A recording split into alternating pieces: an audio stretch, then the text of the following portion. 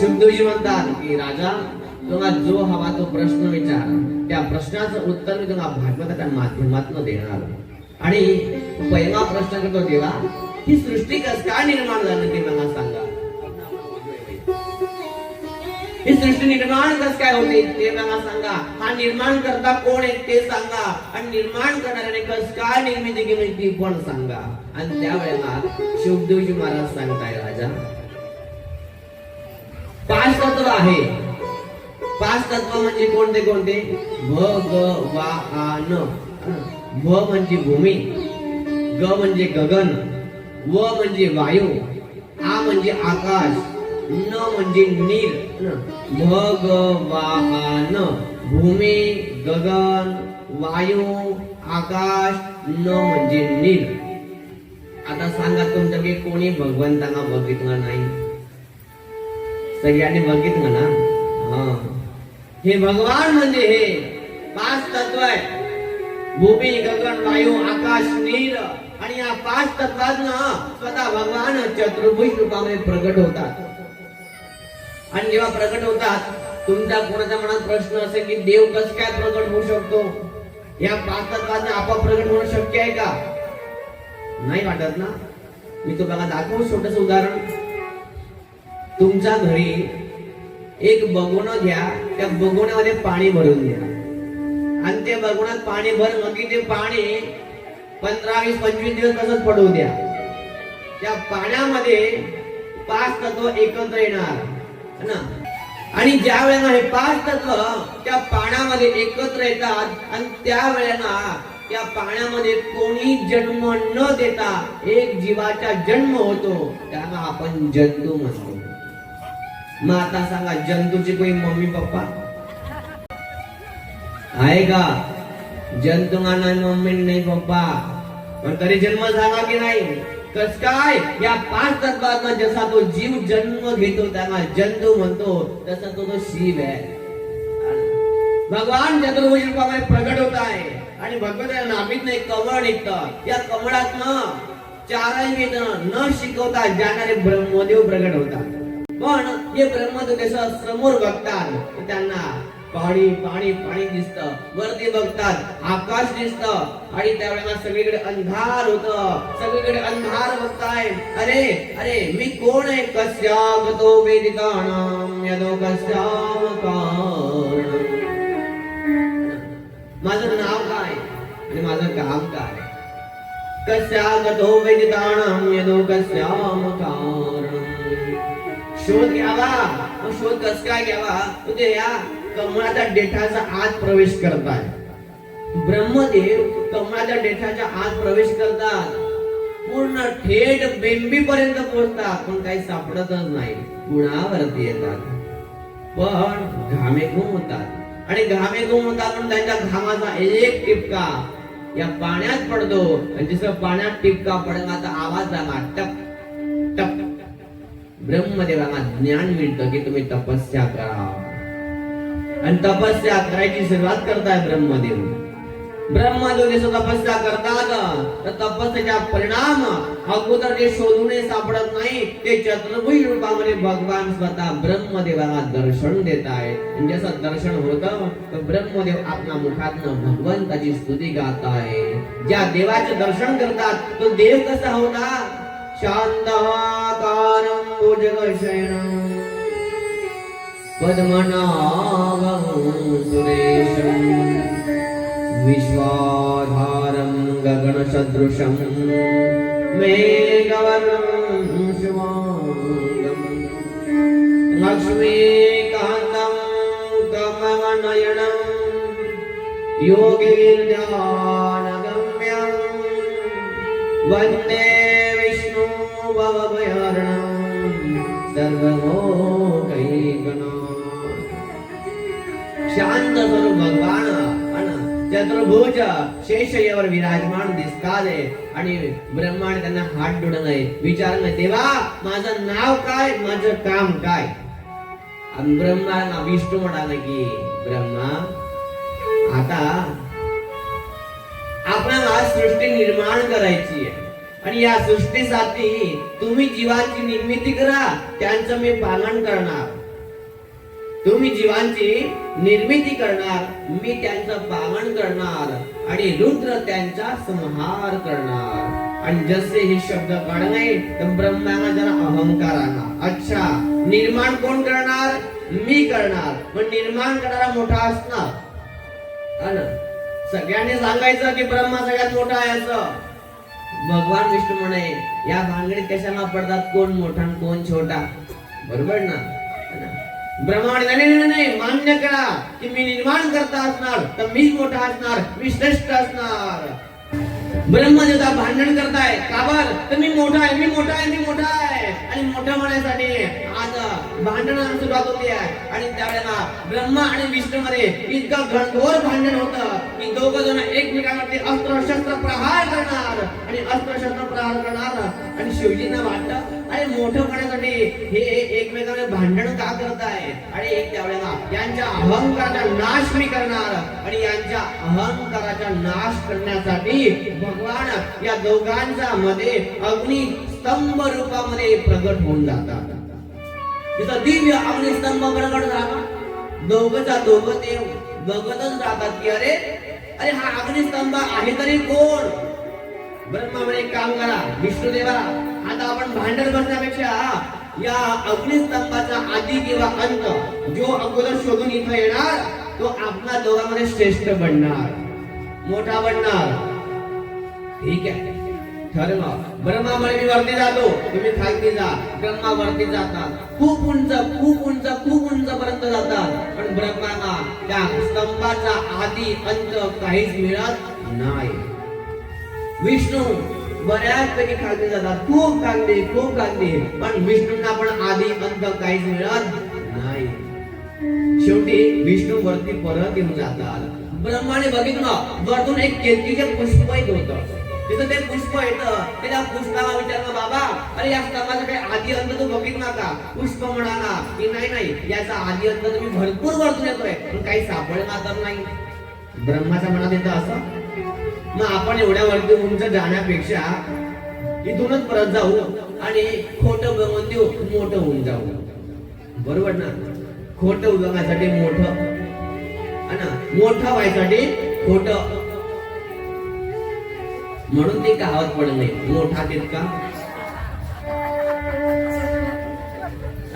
ब्रह्मदेवाला आज मोठं बनायचं म्हणून खोटं बोलायचं आणि मोठं बनायचं म्हणून खोटं बोलायचं. पण जवळ कोणतरी साक्षीदार तर पाहिजे ना. ब्रह्मदेवता आज मोठं बनायचं खोटं बोलायचं. केतकीला म्हणे काम करा आपण खाली जाऊ आणि त्याला विष्णू भेटणार आणि विष्णूला सांगायचं की या स्तंभाचा आधी अंत मी बघितला आहे. आणि मी जेव्हा सांगणार ना तेव्हा तू पण हो म्हणायचं. तेवढे माझा फायदा म्हणून तुझा फायदा. सगळ्या देवतांना तुला मी पूजनीय बनवणार. केतकी पुष्प तयार झाला. दोघे खांदी येतात. दोघं खांदी जशी येतात तर त्याला विष्णू भेटतात. आणि विष्णू म्हणाले ब्रह्मा काय झालं, आधी अंत मिळाला का? आणि ब्रह्मा खोटं बोलतात. आज मोठं होण्यासाठी ब्रह्मा खोटं बोलतात पण विष्णू मात्र सत्य बोलतात. नारायण सत्य बोलतात की बघा याच्या आधी अंत काहीच मिळाला नाही. नारायण सत्य बोलतात म्हणून नारायणाचं एक नाव पडतं सत्यनारायण भगवान.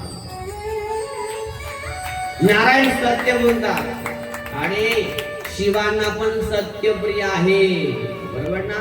सत्यम शिवम सुंदरम, सत्यम शिवम सुंदरम, सत्यम शिवम सुंदरम,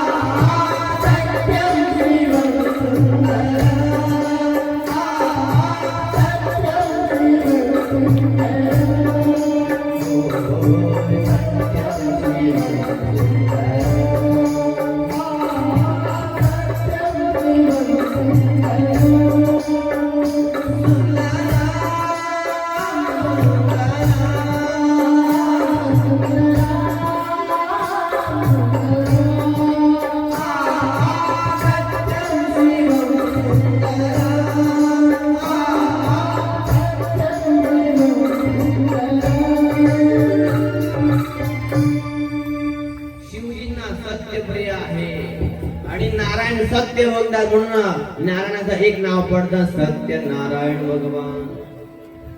पण ब्रह्मा मात्र मोठं करण्यासाठी आज खोटं बोलतात आणि म्हणून शिवजी ब्रह्माला श्राप देतात. ए ब्रह्मा, अरे मोठं होण्यासाठी खोटं बोलतो का तू? जा, माझा तुम्हाला श्राप आहे की कोणता भक्त तुझी कधी पूजा नाही करणार, ना तुझ्या कधी व्रत होणार, ना उत्सव होणार, ना उपवास होणार. आणि नारायणाला म्हणे, नारायणा तुम्ही सत्य बोललात ना म्हणून मला सत्यप्रिय आहे. मी वरदान देतो, जे पूजेचे महत्व, जे पूजेचे पुण्य फळ जसं आणि जेवढं माझं असणार तसं आणि तेवढं तुमचं पण असणार. शिव आणि विष्णू मध्ये कधीच कोणी भेदभाव नाही करणार. दोघं देवता सारखे असणार, समान. पण ब्रह्मा आज खोटं बोलणे म्हणून श्राप दिला.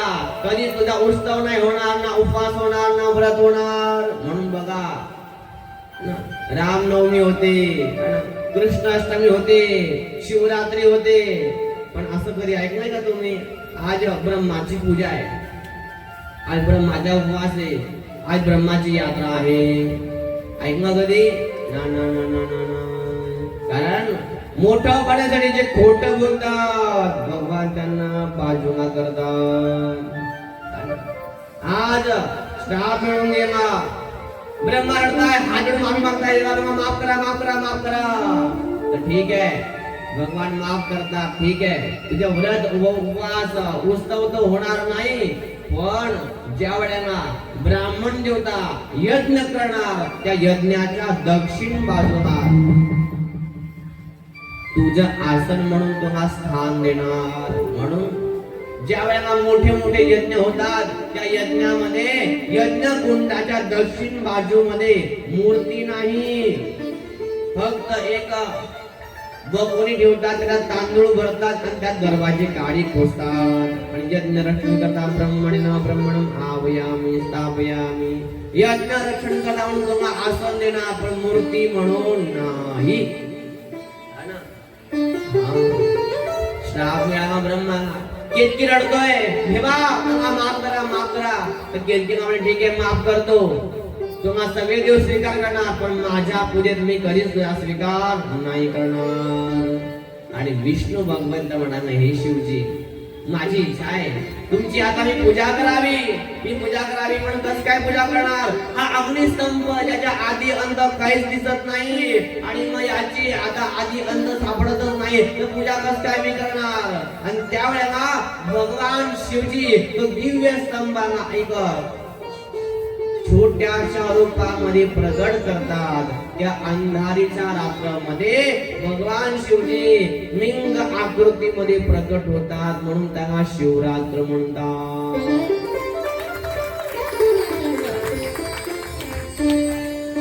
लोकांना असं वाटतं शिवरात्र म्हणजे शिवजींच्या विवाह झाला ती रात्र. नाही, ज्या रात्रीच्या वेळेला शिवजी लिंग आकृतीमध्ये प्रकट होतात त्याला शिवरात्र म्हणतात.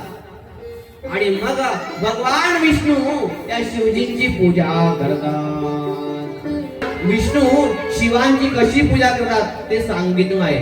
आणि कशी पूजा करताय तर एक दिवशी भगवान विष्णू शिवांची कमळाच्या पुष्पाने पूजा करतात. शिवांना कमळ प्रिय आहे, बरोबर ना? म्हणून शिवजींना सगळेजण कमळ वाहतात. पण आता कमळ सगळ्यांना भेटत नाही, म्हणून प्रदीपजी मिश्रा म्हणे काळजी नाही, कमळ भेटत नाही, कमळ काकडे म्हणजे भगवान खुश होणार. कमळ काकडे वाहूया, कमळ काकडे वाहतात ना पण ऐकू, बरोबर की नाही? भगवान विष्णू आज पूजा करताय. हस्ते सहस्रम कमलमादाय पतयो. किती कमळ? 1000 कमळ. किती कमळ? 1000 कमळ गोळा केले आणि भगवान विष्णू शिवांना एक एक पुष्प अर्पण करताय. आणि अर्पण करता करता आज शिवांच्या मनामध्ये येते आपण विष्णूंची परीक्षा घ्यावी. आणि विष्णूंची परीक्षा घ्यायसाठी भगवान शिवजी येतात आणि एक कमळ गायब करून देतात. एक कमळ गायब. आणि आज विष्णूंना प्रश्न पडला, अरे एक कमळ गायब कस काय? आता संकल्प केलाय, जोपर्यंत पूर्ण होत नाही तोपर्यंत आसनावरून उठता येत नाही. करावं काय? चिंतामणी लक्ष्मी जा कमळ शोधून आण. लक्ष्मी माता जात आहे, सगळीकडे कमळ शोधतात, पण आज शिवजी परीक्षा घेतात, कुठंच कमळ दिसत. नाराजी येत आहे. नाराजी म्हणाले, हे विष्णू देवा काय चिंतामध्ये आहेत तुम्ही? आणि त्यावेळेला विष्णू म्हणाले, नारदा शिवजींना 1000 कमळ अर्पण करायचा संकल्प मी केला, 1000 कमळ जवळ घेऊनही बसलो होतो, पण एक कमळ कस काय गायब झाला कळतच नाहीये, एक कमळ मिळतही नाहीये. नारदजी म्हणे, काय चिंता? मी असं ऐकून आहे की नेत्रांना आपण कमळ म्हणतात, मग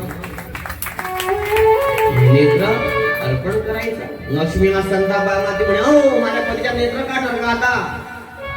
पण भगवान विष्णू विचार नाही करत आणि नेत्र कमळ, या नेत्राला कमळ म्हणून काढतात आणि शिवांना अर्पण करतात. जसं नेत्र कमळ शिवांना अर्पण केला, शिवजी प्रसन्न होतात, प्रकट होतात आणि सांगतात, हे विष्णू देवा तुम्ही आज स्वतःच्या नेत्राला अर्पण केला कमळ म्हणून, मी तुमच्या प्रसन्न आहे, म्हणून आज तुम्हाला मी एक सुंदर भेटवस्तू देणार. आणि त्यावेळेला शिवजींनी विष्णूंना एक भेटवस्तू दिली, एक आयुध दिलं, एक चक्र दिलं. कोणतं चक्र?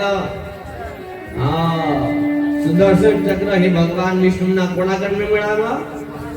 आणि त्या दिवसापासून विष्णूंनी आत्मा एक नेत्र शिवांना अर्पण केला, म्हणून शिवजी होतात त्रिनेत्रधारी आणि विष्णू होतात सुदर्शनधारी.